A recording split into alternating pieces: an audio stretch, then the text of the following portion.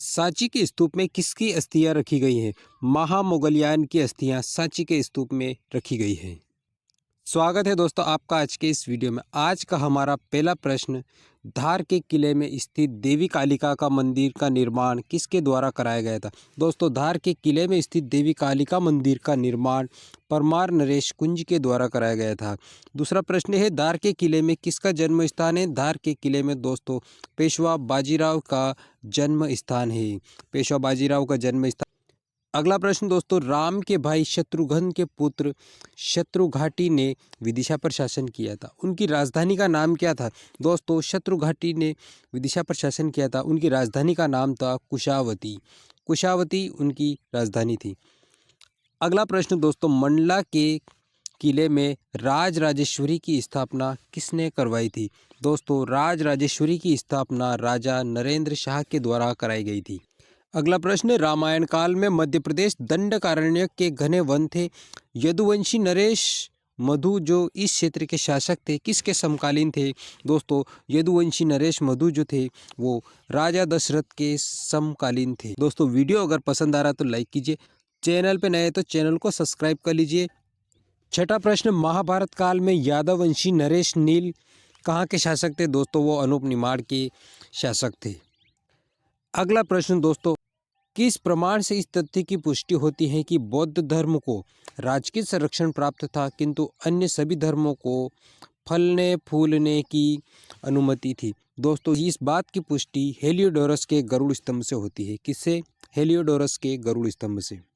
अगला प्रश्न, जंगल सत्याग्रह का नेता कौन था? दोस्तों जंगल सत्याग्रह का नेता गर्जन सिंह कोरकू।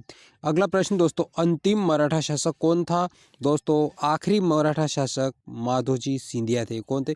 माधोजी सिंधिया अंतिम मराठा शासक। अगला प्रश्न, किसने 1810 में लश्कर, जिसे ग्वालियर कहा जाता है, को अपनी राजधानी बनाई? माधोजी सिंधिया ने लश्कर को 1810 में अपनी राजधानी बनाई। अगला प्रश्न दोस्तों, अकबर ने सन 1561 में किसे हराकर मालवा पर अधिकार कर लिया था? दोस्तों, बाज बहादुर को मुगल सम्राट अकबर ने हराकर 1561 में मालवा क्षेत्र पर कब्जा कर लिया था। अगला प्रश्न, गुप्त वंश के किस शासक की राजधानी उज्जैन थी? दोस्तों, गुप्त वंश के चंद्रगुप्त द्वितीय जो थे, इनकी राजधानी उज्जैन थी। कहाँ पर? उज्जैन गुप्त वंश की राजधानी थी, चंद्रगुप्त द्वितीय की। गोंडवाना की रानी कौन थी? दोस्तों, गोंडवाना की रानी दुर्गावती थी। बढ़ते हैं दोस्तों अगले प्रश्न की ओर।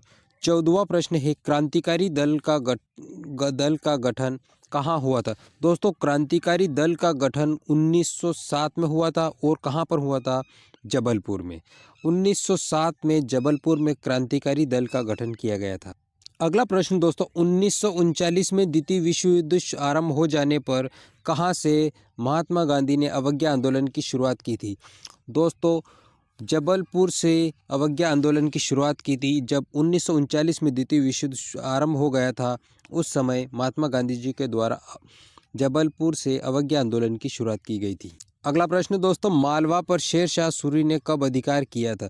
दोस्तों, 1542 में मालवा पर शेर शाह सूरी ने अपना अधिकार जमा लिया था। अगला प्रश्न, किसको राष्ट्रीय ध्वज लहराने के मामले में 6 मास के कारावास की सजा सुनाई गई थी? दोस्तों, पंडित सुंदरलाल जी को 6 मास का कारावास हुआ था राष्ट्रीय ध्वज को लहराने के मामले में।